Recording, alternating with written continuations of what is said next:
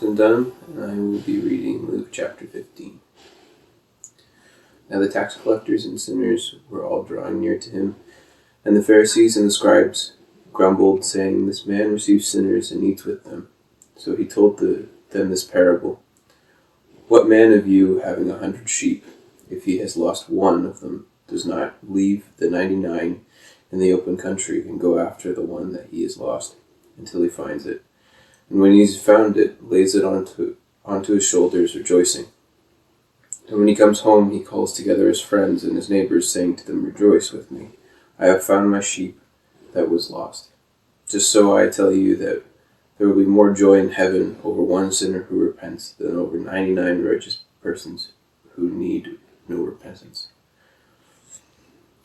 Or what woman, having 10 silver coins, if she loses one coin, does not light a lamp and sweep the house and seek diligently until she finds it? And when she has found it, she calls together her friends and neighbors, saying, 'Rejoice with me, for I have found the coin that I had lost.' Just so I tell you, there is joy before the angels of God over one sinner who repents." And he said, "There was a man who has 2 sons. And the younger of them said to his father, 'Father, give me the share of property that is coming to me.' And he divided his property between them.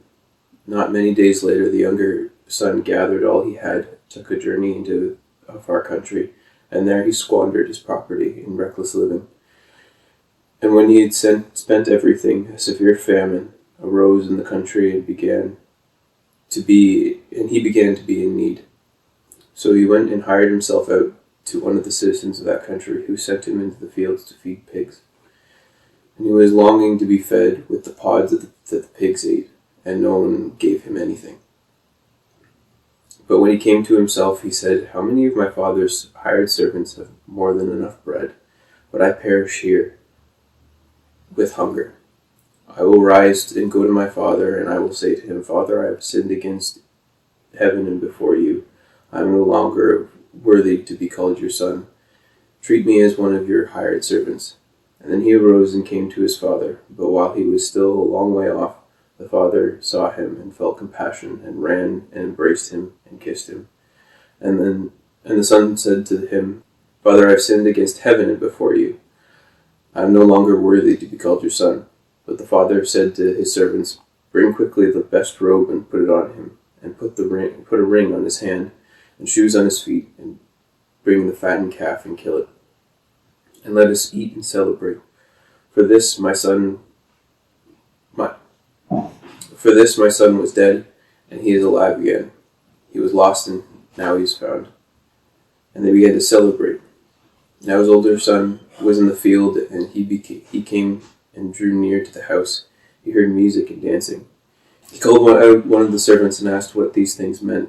And he said to him, 'Your brother has come home, and your father has killed the fattened calf, because he has received him back safe and sound.'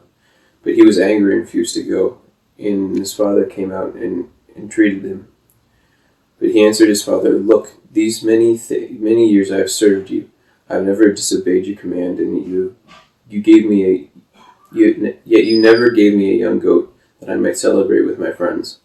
But when this son of yours came, who has devoured your property with prostitutes, and you killed the fattened calf for him.' And he said to him, 'Son, you are always with me, and all that I have is yours. It was fitting to celebrate and be glad, for this is your brother, who is dead and is now alive. He was lost and is found.'"